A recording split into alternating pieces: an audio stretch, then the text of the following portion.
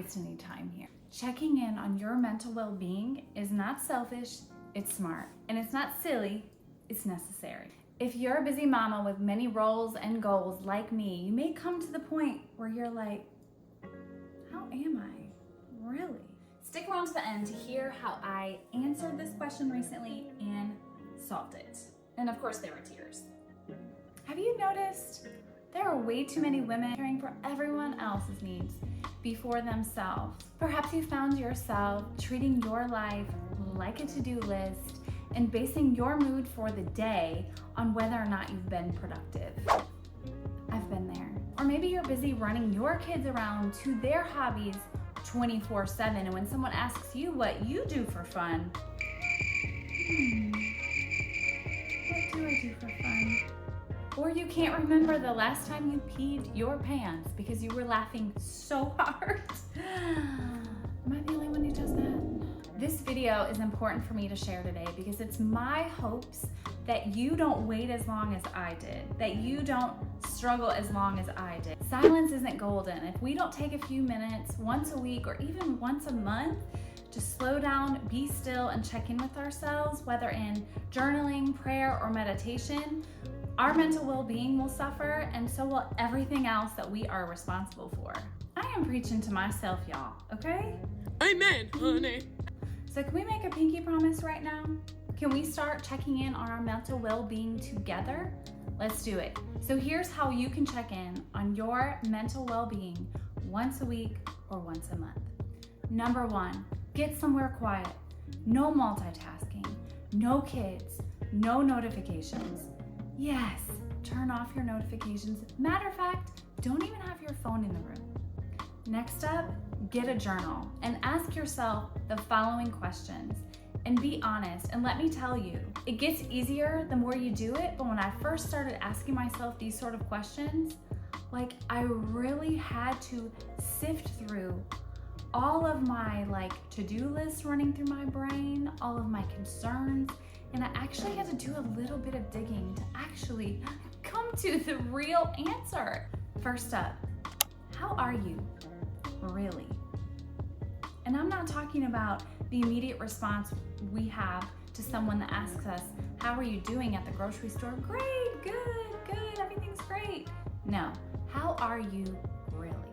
Number 2, what's taking up most of your headspace right now? Number 3, when was your last full meal? And are you drinking enough water, honey? Number 4, how have you been sleeping? Number 5, what did you do this week that you enjoyed for you?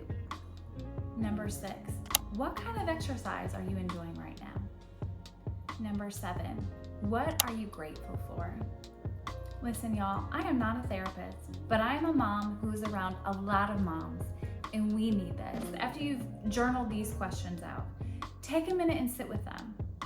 And then talk to somebody who loves you, somebody who supports you, somebody who is a safe place for you to come to with these answers. Check in with them, share things with them, and you might be surprised how freeing it is to reveal your honest answers. After you've sat with these answers for a while, ask yourself, what needs to change? It could be something that you literally spend 5 minutes a day on. I want to hear from you in the comments. Do you check in on your mental well-being? I would love to hear from you because I really feel like together we can be at peace with the mess and celebrate the miracles. Recently, I was in a study called Peace of Mind with my husband, and we kind of had to reveal something that had been going on in our lives. And I had just a few days earlier came to this realization that, oh my gosh, literally everything that I go to, I feel like it's something I'm responsible at. I show up as a leader. I show up at, I lead a wild and free group for homeschoolers. I show up at that, I'm a leader there. I show up at church, I'm a leader there. I show up. I wanted something that was fun for me. I wanted something that I could do just to enjoy, not to be responsible for something at. And I just remember just crying and just letting it out in front of people that I was actually at an event where I was responsible or where I was a leader. And at first I didn't want to share it there because I thought, no, that would show me as being weak, or show me, or I would come across as I wasn't grateful for these roles, or I wasn't happy to be there. But when I was able to share that, you wouldn't believe the amount of love and support I received, and how things just started popping up and coming to me, and opportunities and invites, and really just opportunities for fun began to open up. So when we sit down and we can be still and be quiet and be honest with ourselves and God and be like, hey, this is where I'm at, that can really be the catalyst for change. So do me a favor right now.